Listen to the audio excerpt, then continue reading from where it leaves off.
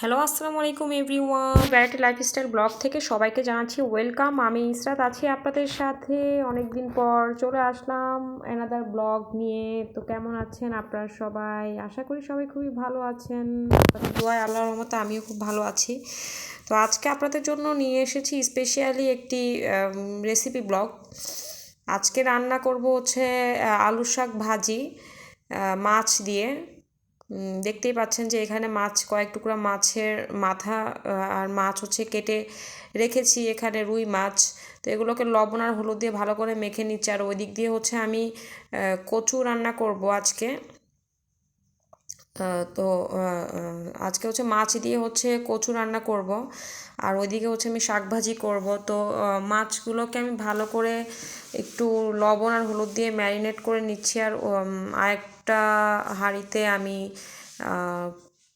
আপনার কচুগুলো বয়েল করতে দিয়েছি।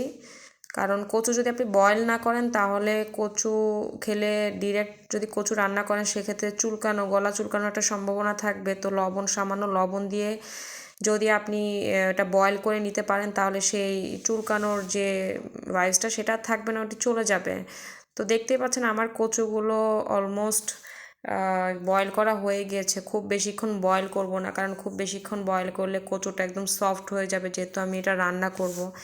জাস্ট হচ্ছে 4 থেকে 5 মিনিট হালকা লবণ দিয়ে একটু বয়েল করে নিলে আপনার হচ্ছে যে গলা চুলকানোর যে কচুর মধ্যে যেটা থাকে, যেটার কারণে আসলে গলাটা চুলকায়, সেটি আসলে থাকবে না।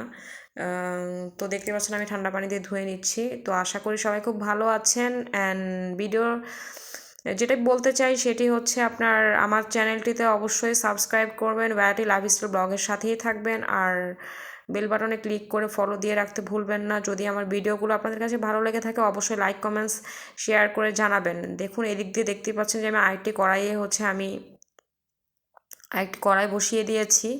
তো কড়াইতে আমি এখানে আধা কাপ পরিমাণ তেল দিয়েছি। এখানে আমি মাছগুলো ভেজে নিব, যেগুলো ম্যারিনেট করে রেখেছিলাম 4-5 মিনিট ধরে। তারপর আমার বিগত ব্লগগুলো আপনাদের কেমন লাগছে আমাকে কমেন্টস করে জানাতে পারেন। আজকে আপনাদের দুপুরের আয়োজনে কে কী করছেন সেটাও আমাকে কমেন্টস করে জানাবেন। তো তেল গরম হয়ে যাওয়ার পরে এখানে আমি মাছগুলো দিয়ে দিলাম। একটি একটি করে মাছ দিয়ে দিচ্ছি আলতোভাবে। মাছগুলোকে আমি 2 মিনিট ফ্রাই করে নিব।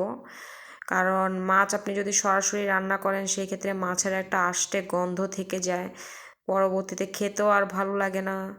তো এখানে মাছগুলো আমি একসাথেই দিয়ে নিলাম।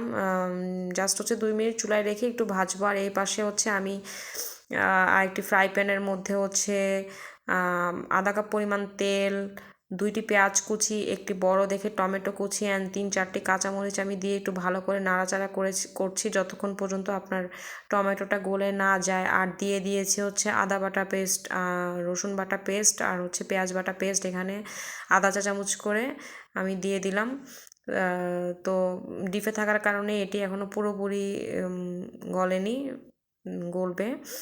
তো কেমন আছেন আপনারা সবাই অবশ্যই আমাকে কমেন্টস করে জানাতে পারেন। আমার ভিডিওগুলো ভালো লাগলে অবশ্যই কমেন্টস করবেন, লাইক করবেন অ্যান্ড শেয়ার দিতে ভুলবেন না। এখন আমি এই পর্যায়ে যখন টমেটোটা একটু গলে আসবে এই পর্যায়ে হচ্ছে আমি এখানে ছোট স্পুন চা চামচের আধা চা চামচ পরিমাণ হচ্ছে আমি এখানে হলুদ গুঁড়ো দিয়ে দিলাম। তারপর বলেন যে আমার ভিডিও কেমন লাগছে। আর দিয়ে দিয়েছি হচ্ছে আপনার 1 চা চামচ পরিমাণ মরিচ গুঁড়ো। তো ঝাল আপনারা যে যত খাবেন সেই পরিমাণ দিতে পারেন। আমার অতিরিক্ত ঝাল দিলে খাবারের টেস্ট বোঝা যাবে না, টেস্ট চলে যাবে, যে অথেন্টিক টেস্টটা সেটা থাকবে না। এখানে দিয়ে দিলাম হচ্ছে আধা চা চামচ পরিমাণ লবণ। তো লবণ বেশি দিব না, কারণ লবণ বেশি দিলে তরকারিতে যদি লবণের পরিমাণটা বেশি হয়ে যায় পরবর্তীতে খেতেও আর খাবারটা পুরোটা নষ্ট হয়ে যাবে। তো লবণ যদি পরবর্তীতে লাগে দিয়ে নিতে পারেন।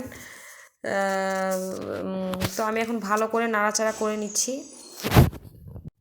ভালো করে নাড়াচাড়া করে নিচ্ছি, দেখতেই পাচ্ছেন কালারটা জাস্ট ওয়াও। এখন এই পর্যায়ে হচ্ছে আমি যে সেদ্ধ করে রেখেছিলাম কচুগুলো সেগুলো আমি দিয়ে দিচ্ছি, দিয়ে ভালো করে মিশিয়ে নিচ্ছি। একেবারে ভালো করে মিশিয়ে নিচ্ছি। আশা করি সবাই খুব এনজয় করছেন আজকের ব্লগটি। এভাবে আপনারা রান্না করতে পারেন, রান্না করে আমাকে অবশ্যই কমেন্টস করে জানাতে ভুলবেন না যে কেমন হয়েছে। তো এই কচুর সিজনে যদি এই আইটেমটা না রান্না করি, আর সবথেকে মজার বিষয় হচ্ছে যদি কচু দিয়ে যদি আপনারা চিংড়ি মাছ রান্না করেন সেক্ষেত্রে আরও মানে খেতে আরও বেশি দারুণ লাগে। তো আমার বাসায় আজকে চিংড়ি ছিল না দেখে আমি জাস্ট কয়েক পিস মাছ দিয়ে আমি কচুটা রান্না করছি। মাছ দিয়েও মজা হয়, আপনারা ট্রাই করে দেখতে পারেন। তো এই তো আজকে এভাবেই রান্না করছি আর কি। তো কচুগুলো হচ্ছে কিছুক্ষণ কষাবো মশলাটার সাথে, দেখতেই পাচ্ছেন একেবারে মশলাটা যতক্ষণ আপনি কষাবেন তত বেশি ভালো লাগবে। এই আর কি। তো আমি এই পর্যায়ে হচ্ছে দেখতে পাচ্ছেন যে এখানে প্রায় 2 কাপ পরিমাণ, 2 থেকে 3 কাপ পরিমাণ আমি পানি দিয়ে নিব কষানোর পরে। এখন একটু ভালো করে নাড়াচাড়া করে দিচ্ছি। তো আমাকে কমেন্টস করে জানাতে পারেন যে আপনাদের কাছে কেমন লাগছে আজকের ব্লগটি। আর আমার মাছ ভাজাগুলোও অলমোস্ট হয়ে গিয়েছে। তো একটু 2-3 মিনিট আমি চুলায় রাখলাম, রেখে হচ্ছে আমি ভালো করে মাছগুলোকে একটু ফ্রাই করে নিয়েছি। এখন আমি এই পর্যায়ে মাছগুলোকে উঠিয়ে হচ্ছে দিয়ে দিব উপরে। তো আপনারা কে কীভাবে কচু রান্না করেন আমাকে কমেন্টস করে অবশ্যই জানাবেন। লাইক কমেন্টস করতে ভুলবেন না, আর আমার চ্যানেলটিতে সাবস্ক্রাইব করতে ভুলবেন না। ব্যাডলি লাইফস্টাইল ব্লগের সাথেই থাকবেন। যদি আমার ভিডিও আপনাদের পছন্দ হয়ে থাকে, আরও নতুন নতুন ভিডিও নিয়ে আসবো পরবর্তী ব্লগে। তো সেই পর্যন্ত অপেক্ষা করতে হবে আপনাদেরকে। তো মাছগুলো দেখতেই পাচ্ছেন যে দিয়ে দিচ্ছি, চুলা থেকে উঠিয়ে জাস্ট ভেজে দিয়ে দিচ্ছি আর কি। তো দেখতেই পেলেন এখন উপর দিয়ে হচ্ছে মাছগুলো দিয়ে দিলাম। তো পরবর্তী ব্লগের জন্য ওয়েট করবেন। আজকের জন্য সবাইকে আল্লাহ হাফেজ। Thanks for watching my video.